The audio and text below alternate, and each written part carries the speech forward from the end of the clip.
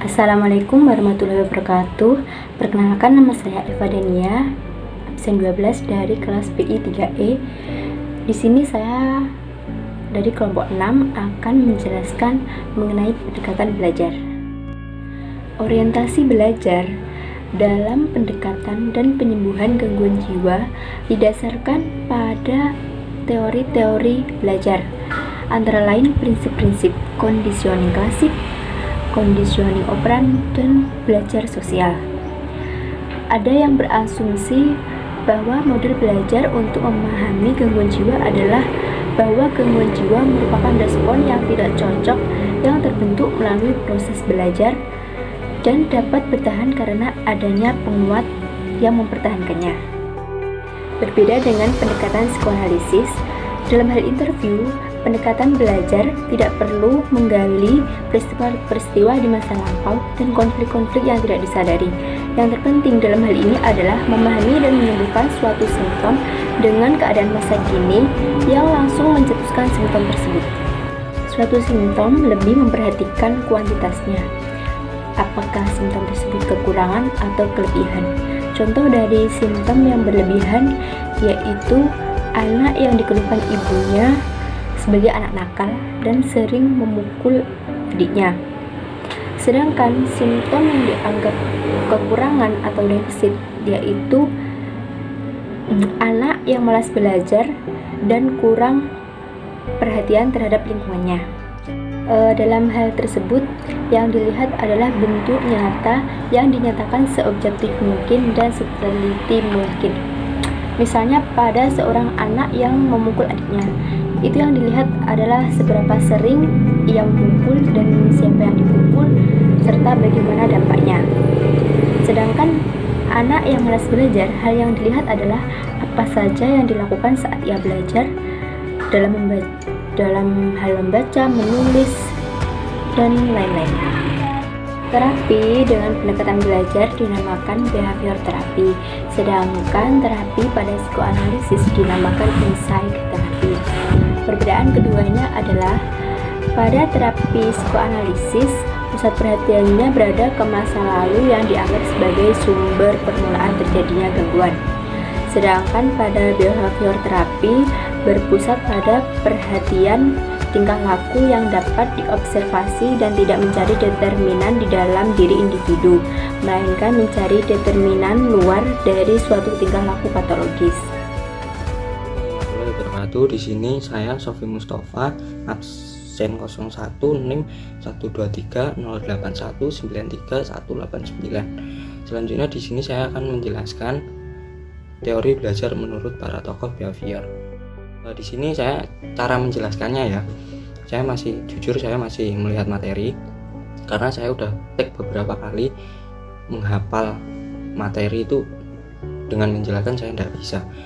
Akhirnya saya putuskan saya harus melihat materi. Yang pertama menurut teori Pak Pavlov, dari percobaan terhadap anjingnya adalah ada suatu perangsangan asli dan netral dipasang dengan stimulus bersyarat itu secara berulang-ulang akan menghasilkan atau memunculkan reaksi yang diinginkan. Nah, katanya Pak Pavlov, inilah yang disebut refleks terkondisi. Ada tahap-tahap eksperimen menurut Pak Pavlov. Yang pertama ada before conditioning atau sebelum pengkondisian. Yang kedua ada during conditioning atau selama pengkondisian. Terus yang selanjutnya ada after conditioning atau setelah pengkondisian. Nah, dari eksperimen ini Pak Pavlov menghasilkan hukum-hukum belajar. Yang pertama ada pengkondisian respon hukum, yaitu hukum pembiasaan yang dituntut. Jika dua macam stimulus dihadirkan secara bersamaan, maka refleks dan stimulus lainnya akan meningkat. Yang kedua ada hukum kepunahan respon. Katanya Pak Pavlov, hal ini dapat menghasilkan respon yang kembali tanpa menghadirkan pemberian info. Contohnya, seperti saat anjing diberikan suatu stimulus dalam bentuk suara bel yang berbunyi, respon yang terjadi adalah suatu air liur yang keluar dari si mulut anjing tersebut. Ini menandakan bahwa tanpa daging pun si anjing sudah mengira bahwa saat bunyi bel terdengar itu bertanda ada daging yang disajikan. Setidaknya ada 4 fase atau proses menurut Pavlov. Yang pertama ada fase akuisisi. Fase akuisisi yaitu fase belajar menurut dari respon. Dalam fase akuisisi, faktor yang terpenting adalah urutan waktu dan stimulusisasi. Yang kedua ada fase emulasi, yaitu suatu respon dengan kondisi yang tidaklah diperlukan secara permanen. Nah, dalam fase ini stimulus kondisi dilakukan secara berulang-ulang tanpa membutuhkan stimulus utama. Yang ketiga ada fase generalisasi, yaitu belajar respon kondisi dengan satu stimulus dan ada kemungkinan juga ia merespon stimulus yang sama tanpa latihan lanjutan. Biasanya stimulus yang kurang intens menyebabkan generalisasi yang kurang intens juga. Contohnya seorang anak kecil yang pernah digigit anjing hitam besar, suatu ketika anak tersebut juga merasa takut saat melihat anjing yang lebih kecil. Jadi dia itu pokoknya udah takut dah kalau melihat anjing, walaupun anjing kecil itu tidak pernah menggigitnya. Nah, yang keempat ada fase diskriminasi. Nah, fase ini kebalikan dari fase generalisasi, yaitu di mana seorang individu belajar menghasilkan respon kondisi pada suatu stimulus. Namun stimulusnya tidak sama atau dalam kondisi yang berbeda. Contohnya, seorang anak takut pada anjing. Nah, namun si anak ini merasa dirinya tidak takut saat melihat anjing tersebut dalam keadaan terkurung atau terantai. Mungkin itu saja sih yang bisa saya sampaikan dari teorinya Pak Pavlov. Nah, selanjutnya ada teori belajar menurut Pak Skinner. Pelan-pelan mari kita pahami apa sih yang ada dalam pikiran-pikiran Pak Skinner. Nah, menurut Pak Skinner, teori belajar yaitu perilaku dapat menguatkan cenderung diulangi kemunculannya, sedangkan perilaku yang dapat menguatkan cenderung menghilang atau terhapus. Oleh karena itu, Pak Skinner ini dianggap bapak operan conditioning. Nah, apa sih yang dimaksud operan itu? Yang dimaksud operan di sini adalah sejumlah perilaku yang membawa efek sama terhadap lingkungan. Nah, inti dari teori Pak Skinner itu adalah proses belajar dengan mengendalikan semua atau sembarang respon yang muncul sesuai konsekuensi atau resiko, yang mana organisme cenderung mengulang-ulang respon yang diikuti oleh penguatan.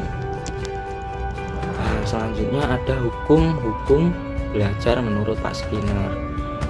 Kalau nggak salah ada dua ya.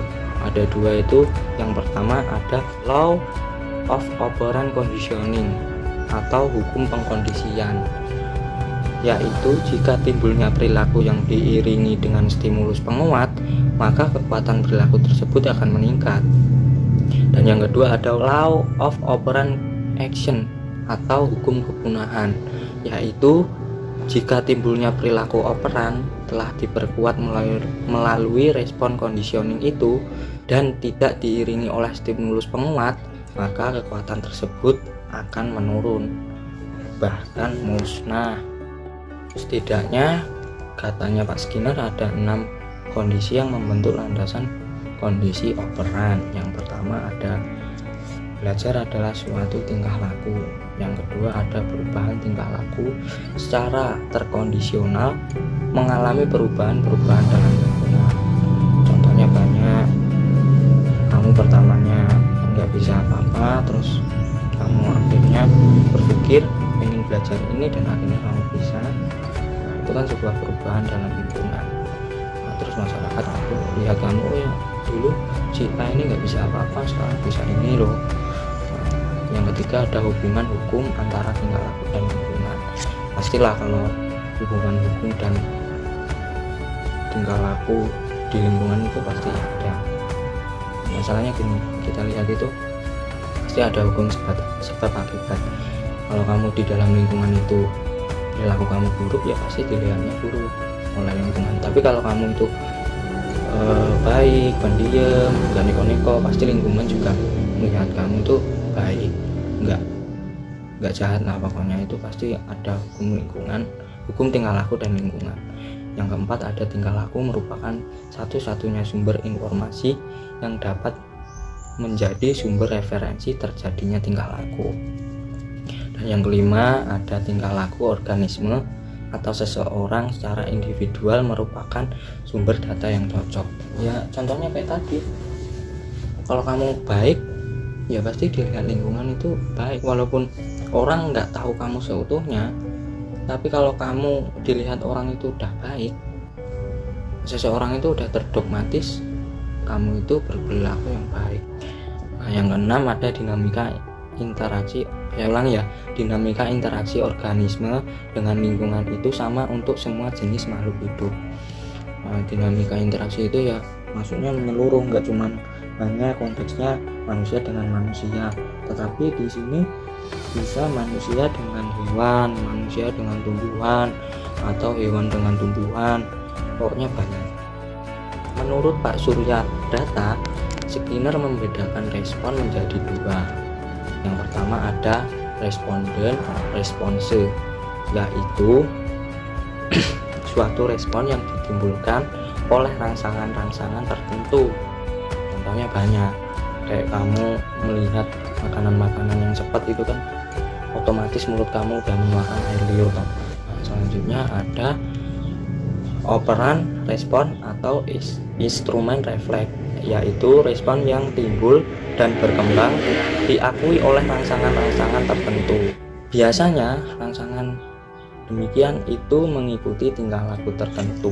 Contohnya ada seorang anak itu dia belajar giat, pokoknya dia pengen paham tentang sesuatu. Nah, akhirnya di sini karena dia belajar giat, orang tuanya ngasih tuh dia hadiah sebuah sepatu atau pena yang banyak atau tas baru. Nah, akhirnya apa? Di sini anak itu lebih giat belajar dari sebelumnya.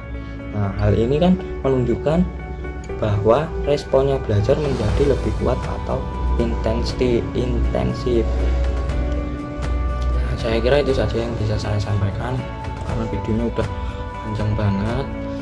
Kurang lebihnya saya mohon maaf, dan jika teman-teman kesulitan memahami materi yang saya sampaikan, sungguh itu bukan kemauan saya, dan di sini juga cara berretorikanya itu masih nggak karuan.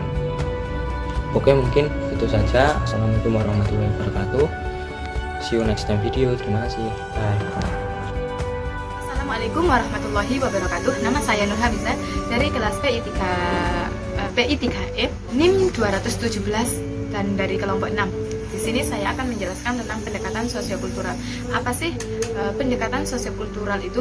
Pendekatan sosiokultural adalah cara yang melibatkan masyarakat atau budaya dalam mempengaruhi lingkungan.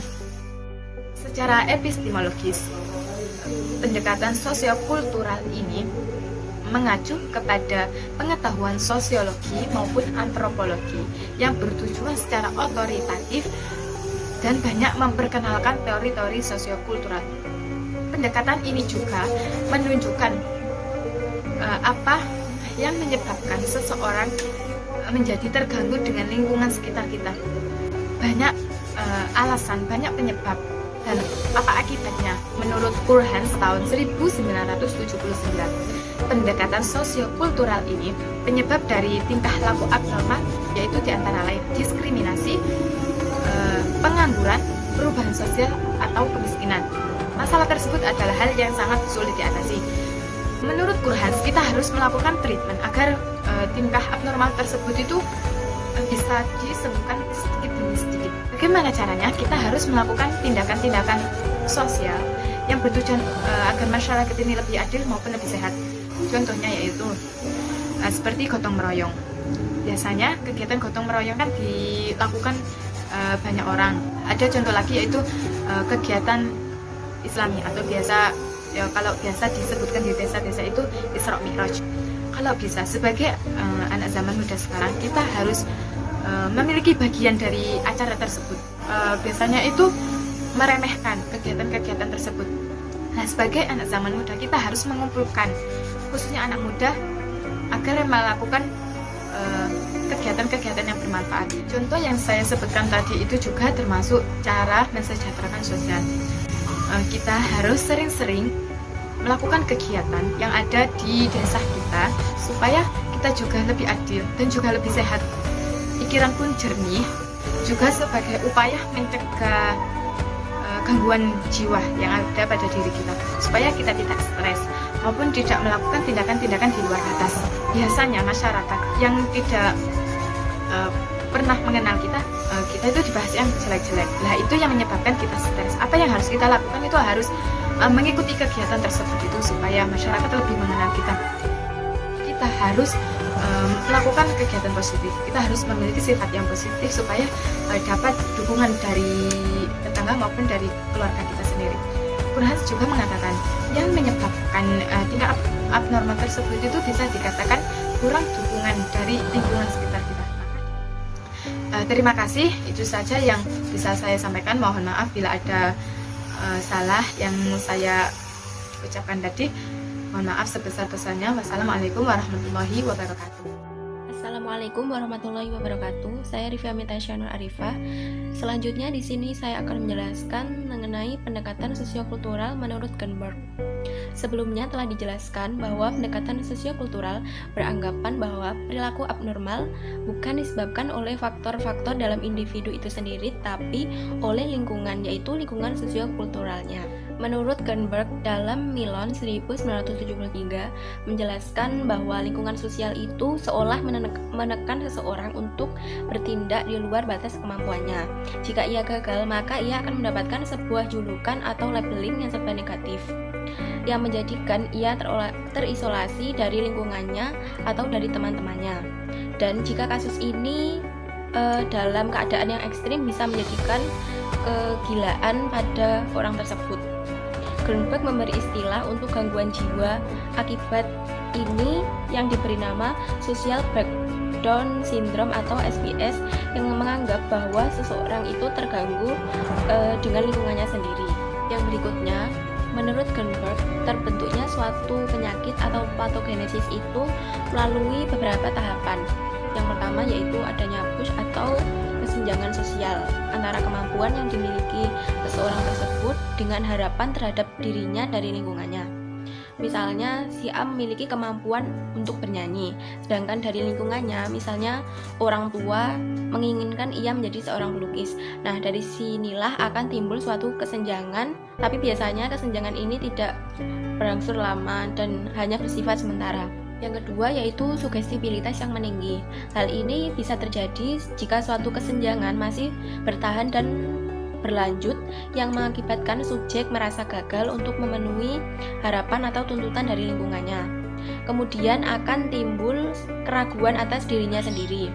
Keraguan ini menjadikan tindakan impulsif dikarenakan subjek jadi lebih tergantung kepada harapan dari lingkungannya mengenai apa yang benar dan apa yang salah. Jika pada akhirnya subjek menerima harapan dari lingkungannya, tetapi si subjek tidak bisa mengubah apa yang ada pada dirinya untuk memenuhi harapan tersebut, maka akan terjadi yang namanya exculpating, yaitu si subjek mencari-cari alasan untuk melakukan pembenaran atas ketidakmampuannya dalam memenuhi tuntutan lingkungan itu. Namun bila perbedaan antara kemampuan dan tuntutan lingkungan itu tidak diakhiri, bisa menyebabkan terjadinya ledakan pada individu dan disusul pengunduran diri individu tersebut dalam interaksi sosialnya. Setelah individu tersebut mengundurkan diri dari interaksi sosialnya, tahap yang selanjutnya terjadi yaitu labeling, yaitu lingkungan di mana individu tinggal tersebut atau masyarakatnya itu mengamati subjek dan memberi sebuah julukan atau label yang serba negatif kepada subjek tersebut. Tahap selanjutnya yaitu extrusion atau pengucilan, termasuk pengucilan dari lingkungannya bisa berupa mencemooh, dijauhi, dan sebagainya. Bisa juga berarti ini si subjek dimasukkan ke rumah sakit jiwa karena ketidakmampuannya tadi. Tahap yang selanjutnya yaitu institutionalization, atau ketika di rumah sakit ia itu dianggap sakit, dalam artian ia dianggap sakit jiwa, dan secara moral ia dibebaskan dari tanggung jawabnya atas kegagalan dirinya untuk memenuhi tuntutan lingkungan tersebut. Tahap yang selanjutnya yaitu compliance and isolation, yaitu subjek itu mengikuti segala peraturan dan menjalankan perannya sebagai pasien rumah sakit jiwa. Tahap terakhir yaitu identification, yaitu si subjek mengidentifikasi bahwa dirinya adalah orang yang sakit jiwa dan sebagaimana mestinya ia harus menjalani aktivitasnya sebagai pasien rumah sakit jiwa yang diharapkan oleh pihak rumah sakit. Nah, penyakit jiwa sendiri adalah wujud dari suatu penyakit atau stres yang terjadi dalam lingkungan masyarakat dikarenakan gagalnya subjek dalam memenuhi tuntutan dari lingkungannya. Ini bisa diatasi atau ditangani melalui tindakan-tindakan sosial untuk meningkatkan kesejahteraan sosial yang bertujuan menjadikan masyarakat yang adil dan sehat. Greenberg sendiri mengusulkan untuk mencegah terjadinya psikosis dan mempercepat penyembuhannya, hendaknya dari lingkungan sendiri bisa mengurangi perbedaan antara kemampuan dan tuntutan yang diinginkan dengan mengubah kinerja subjek atau bisa mengubah lingkungannya. Dapat pula dilakukan treatment melalui community mental health atau pendekatan komunitas. Artinya penderita psikosis tidak perlu sampai masuk ke rumah sakit, melainkan masyarakatlah yang perlu ditingkatkan agar dapat menerima dan membantu penderita psikosis mengadakan penyembuhan kembali. Selain itu juga penting untuk mengadakan asesmen dalam kelompok yang bertujuan mengamati interaksi individu dengan kelompoknya. Assalamualaikum warahmatullahi wabarakatuh. Saya Ika Hadiah Ipitaloka. Saya akan menjelaskan tentang teori belajar sosiokulturalisme yang memiliki 3 konsep utama. Yang pertama adalah hukum genetik tentang perkembangan. Yang kedua, zona perkembangan proksimal, dan yang ketiga adalah mediasi.